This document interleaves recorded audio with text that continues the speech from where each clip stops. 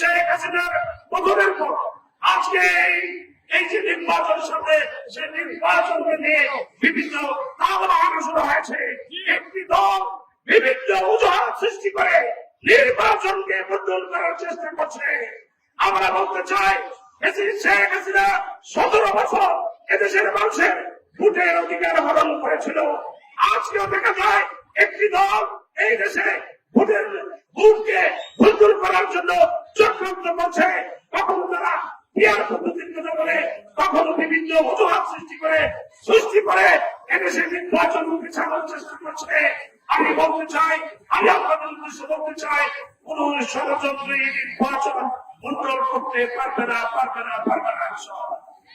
আবার ষড়যন্ত্রকারীদের ষড়যন্ত্র বসে নেই, ষড়যন্ত্র করছে তারা বিএনপিতে টাকা দিয়ে রাষ্ট্র ক্ষমতায় আসতে পারে। আমি আপনাদেরকে সাক্ষী রেখে বলতে চাই, আগামী যে নির্বাচন হবে, ফেব্রুয়ারি মাসে যে নির্বাচন হবে, সেই নির্বাচনে বাংলাদেশ জাতীয়তাবাদী দল তথা বিএনপি ইনশাআল্লাহ আপনাদের ভোটে, আপনাদের সহযোগিতায়, আপনাদের দোয়ায় রাষ্ট্রীয় ক্ষমতায় বিএনপি ইনশাআল্লাহ চক্রান্ত বিভিন্ন বলা হচ্ছে। আপনারা সচেতন থাকতে হবে, আপনারা চোখ কান খোলা রাখতে হবে। আপনাদের পিছনে ভুল করছে সেই ফ্যাসিস্ট সরকারের দোষরা। আজকে একটি লেবাসদারি, ধর্মীয় লেবাসদারি একটি দলের আশ্রয়ে এই ফ্যাসিস্ট সরকারের দোষরা, আওয়ামী দোষরা তাদের সহযোগিতায়, তাদের ছত্রছায়ায় আবার সুসংগঠিত হওয়ার চেষ্টা করছে। আপনারা সজাগ থাকবেন, আপনারা সচেষ্ট থাকবেন, আপনারা সাবধান থাকবেন। আমার প্রিয় নেতা, বাংলাদেশ রাষ্ট্র কাঠামো গঠনের 31 দফা দিয়েছেন। সেই 31 দফা হচ্ছে এদেশের মানুষের মুক্তির সনদ, 18 কোটি মানুষের মুক্তির সনদ।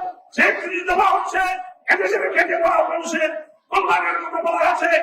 সেই 31 দফা হচ্ছে আমাদের কৃষকরা কিভাবে তার ভোটের ন্যায্যমূল্য পাবে, তারা কিভাবে বিনামূল্যে সার পাবে, তারা কিভাবে তাদের কীটনাশক পাবে, তারা কিভাবে বীজ পাবে, সমস্ত কিছু 31 দফার মধ্যে আছে।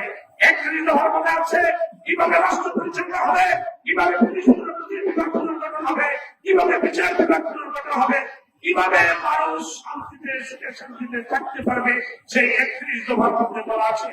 আপনাদের কাছে আমি আহ্বান জানাতে চাই, আমার প্রিয় নেতা, 31 দফার যে লিফলেট, 31 দফার যে বাড়ি আপনারা করে করে পৌঁছে দিবেন, আমাদের মা বোনদের কাছে পৌঁছে দিবেন এবং একটি কথা আপনারা বলবেন, এদেশকে যদি আমরা বাঁচাতে চাই, এদেশকে যদি রাষ্ট্রপতি রাষ্ট্রের ষড়যন্ত্র থেকে রক্ষা করতে চাই, তাহলে বিএনপিকে আগামীতে ভোট দিতে হবে। সেই বিএনপিকে ভোট দিয়ে রাষ্ট্র ক্ষমতায় প্রতিষ্ঠা করতে হবে। এই কথাটুকু আপনারা ঘরে ঘরে পৌঁছে দিবেন।